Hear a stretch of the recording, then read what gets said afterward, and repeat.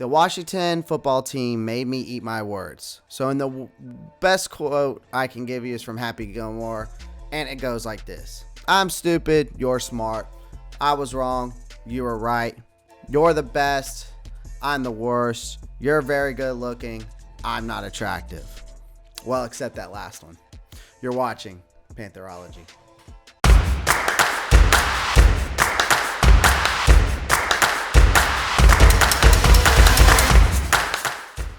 What is up, Panther Nation, Pantherologists? Welcome to today's video.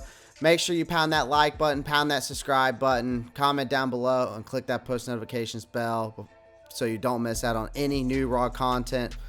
Now, the end result may not have been what the Panthers fans had hoped for, but the atmosphere at Sunday's game against the Washington football team was incredible. It was quite a day from Cam Newton's entrance to him running in a 24-yard touchdown, then sprinting to the middle of the field to pound the ball down on the ground and do his Superman celebration, to the game coming down to the final drive. Now, some will argue that the Panthers' failure to take many chances down the field in the past game cost them the game. The back-breaking penalties in crucial moments, as well as the inability to establish a push-up front on defense, put them in a difficult situation. Now, Washington rushed 490 yards on 40 attempts, including some big runs by quarterback Taylor Hinkie. Now, too many times the Panthers had Washington in a third and long situation, but allowed first downs or gave up chunk of yardage to entice Washington to go for it on fourth downs to keep the drives alive. Now, early on, but especially in the second half, the Panthers' defensive front was pushed around, and it didn't look like a team that was ranked second in total defense, right? And 12th against the run. So they would have won this game if they had played the way they normally do, in my opinion.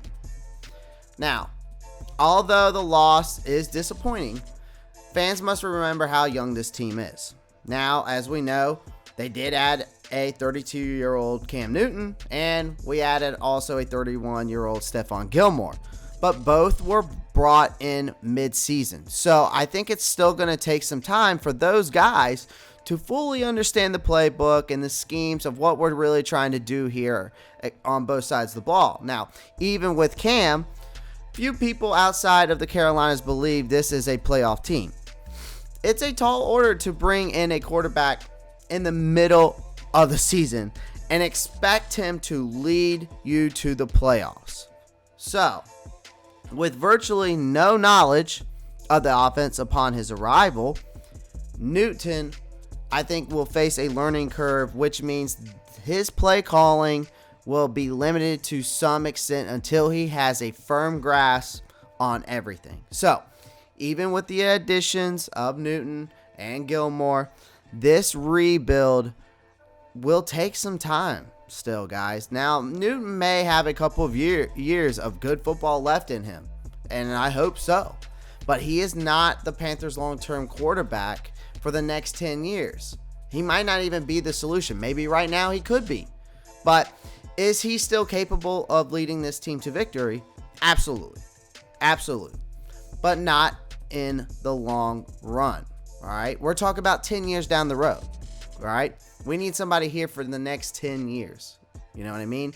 So I'm not sure where Matt Rule's expectations of leading this team to the playoffs in year 2 came from, but it's ridiculous a little bit. Now, don't get me wrong, though. I believe the Panthers have the talent necessary to make the playoffs, guys. Not saying that. However, it all boils down to the consistent of execution. Young teams struggle with penalties, blown coverages, and miscommunication are common occurrences, all of which occurred against Washington this past Sunday.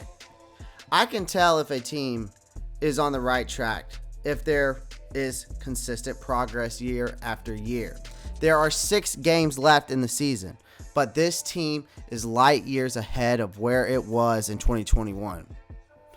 I think a lot of people forget how bad this defense was 2 years ago. Matt Rule inherited one of the league's worst defensive units from top to bottom, and then he transformed it into a top 5 defense by investing in draft picks, as we know, and free agency. So now I expect them to devote the same amount of time and effort to the offensive side of the ball over the next 2 off seasons in order to assemble a complete team and a winning product. So guys, I hope you enjoyed today's video. Before I leave you though, make sure you go check out my Instagram, my Twitter. Go follow me there. Make sure you go check out the link down in the description. Go check out the Newsbreak app. And then as always, keep pounding.